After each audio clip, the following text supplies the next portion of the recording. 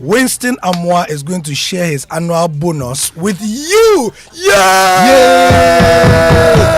It means that I'm going to get annual bonus this year. All his enterprises. The bonuses he gets, he's going to share them with our cherished. You have rephrased it. Now, the interesting thing about that is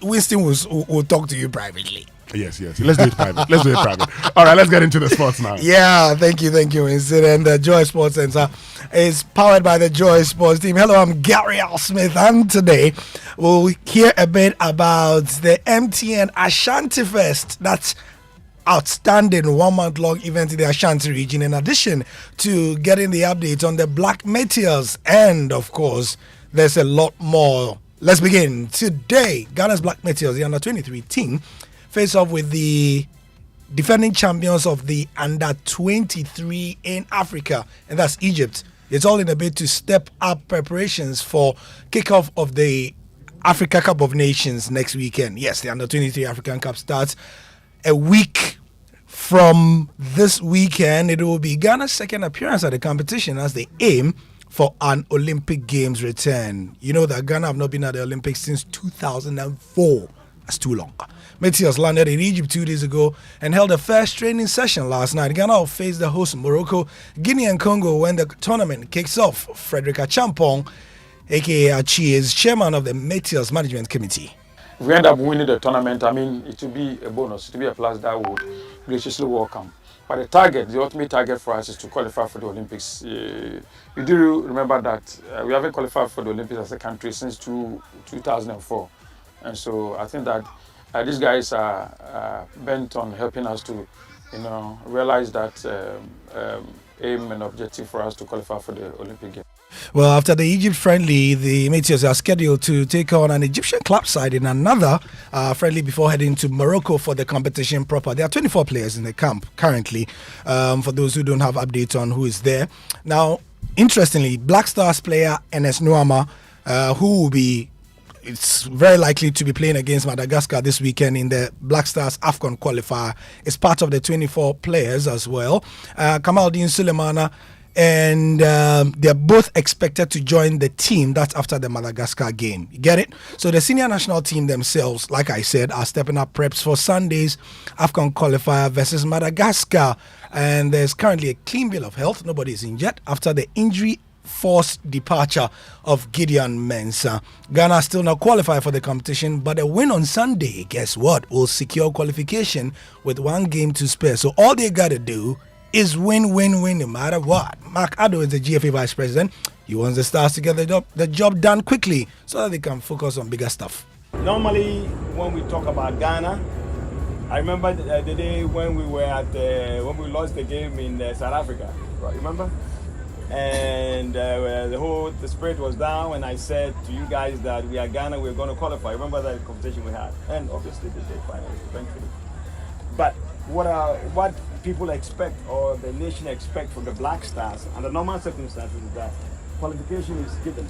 Usually it's how far we go, semi-finals or finals. That's the expectation. So this time around, it hasn't been that. It's not been that difficult, but at the same time, it hasn't been that quick enough. So we are where we are. So this is a very important game ahead of us, and we are praying that we will get the results that we want, Coach.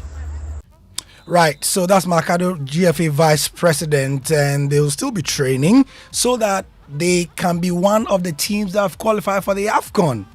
Egypt became the 8th to do so yesterday after they came from behind to beat Guinea 2-1 and to secure a record-extending 26th appearance at the AFCON finals. They made sure of top spot in their qualifying group with one match to play in their preliminary competition, and this is after round 5 of the AFCON qualifiers started. Like I said, they are the 8th country to qualify, and Egyptian sports journalist Amir Family told the BBC that qualifying was unlike any other.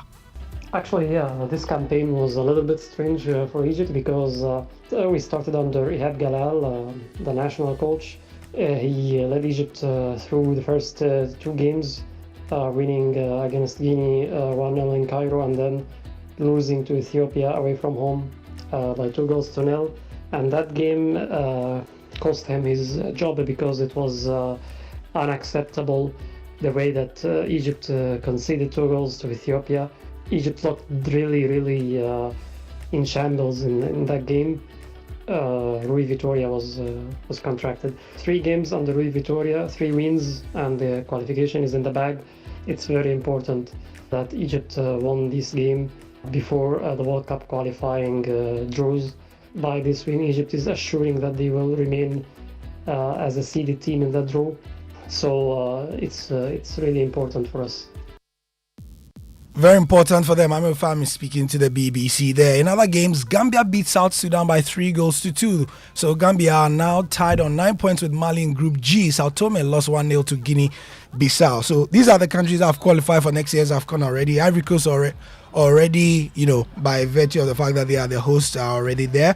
Morocco were the first to qualify. Algeria, South Africa, Senegal, Burkina Faso, Tunisia, and of course Egypt last night. So Ghana will be hoping that by 4 p.m. on Sunday they'll be next to qualify for the AFCON. Fingers crossed. To Ghana Premier League now. And GFA Executive Committee member Dr. Tony Obin is confident that the years of Hearts and Kotoko being the dominant force in the league are over. He's one of the men behind Mediama who have, of course, annexed the Ghana Premier League for the first time. They did that on Sunday. It means that their powerhouses have won only 2 of the last 10 league titles. And Dr. Tony Obin, who doubles as a board member there, is confident that the GPL will see a new power order. What they did, if it were in the past, they would have still won the league because that would have meant a good performance. So what you describe as shambolic is quite relative. I think the day of the dominance of these clubs are over, and this is a reflection of football globally. I mean, who ever thought that Saudi Arabia would beat Argentina, and many other surprises that are coming up in football? Who ever thought that playing the Galaxies playing Madagascar would beat Ghana local Black Stars? Was unthinkable. It was unheard of. So generally, we must accept that there's a certain trend that is leading to those unsung clubs coming up, because this time around they have the right clues and they are using the right approach. Hearts and Kotoko did not make the top 4 this season. Is this true? And this theory, is this something we can all agree with? Here's Jerome Otri. I would say for this moment, yes. But I can assure him that Mediama is going to come back next season, seeing Hearts and Kotoko rising again, whether he likes it or not. Because the truth of the matter is that once in a while, you are going to see clubs rise like this. And a season or 2, you won't find them again. I remember Aduana Stars dominating pretty well in 2009. They won the league right away from the time they came from Division 1. Now, the only time Aduana had come close again to winning the league again was this season. And they... Yeah, so Jerome Otri speaking there, and before him, Dr. Tony Obin. They were speaking on PM Express yesterday. We had with Evans Mensah a full 1-hour discussion on the Ghana Premier League and to review last season and all that. Fentu and Danny Cranton were also there as well. What do you think? Are the days of Hearts and Kotoko as dominant powers over? Is there a new power order? Share with us on our socials. We'll love to know. This weekend also there'll be plenty to talk about because it will be the MTN FA Cup final. It's part of a series of activities that MTN are putting up in the next month. They call it Ashanti Fest. You know, the MTN FA Cup final will be at the Baba Yara Stadium, and the Ashanti region will be the focus of a lot of activities at the stadium and in the communities. It will be climaxing a big series of football galas in that region starting this weekend. And this was revealed at the launch of the MTN Ashanti Fest community soccer competition in Kumasi. It was done at the Kasi office of MTN. And Dreams FC will compete in the final of the FA Cup for the first time, and they'll be doing it against King Faisal. Can you imagine a team relegated from the Ghana Premier League playing in the FA Cup? But before then, the MTN Ashanti Fest Community Gala begins on Saturday. So the Community Gala begins on Saturday, and then the MTN FA Cup is on Sunday at the Baba Yara Stadium. So what is the Community Gala? Well, it's a 16-team football competition, and each team is drawn from a separate community in the Ashanti region. Here's Charles Akoto, Osei Akoto, who is the acting head of Northern Business District of MTN Ghana, speaking. Ashanti Fest has been with us for almost 20 years, and we meet to showcase what MTN has for the region Ashanti and the people of Ashanti. We are happy to announce that our cherished Ashanti Fest is back.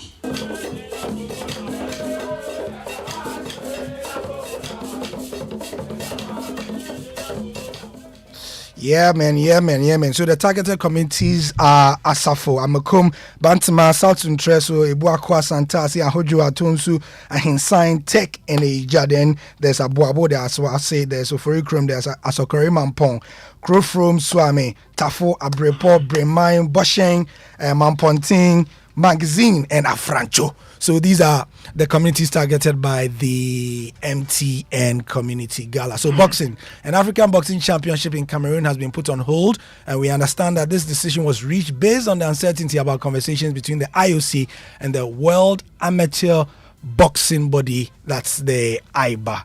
Also, finally, the Nations League is on. Croatia, Luka Modric, he's 37 years old. He's playing like he's 27. Yesterday, he scored a goal, had an assist, and they are one win from their first major title after beating host the Netherlands in the dramatic UEFA Nations League semi-final as well. So, Croatia are in there. We'll see how it goes as they play Italy or Spain in Sunday's final, while the Dutch face a third-place playoff. That's the Sports Center for today.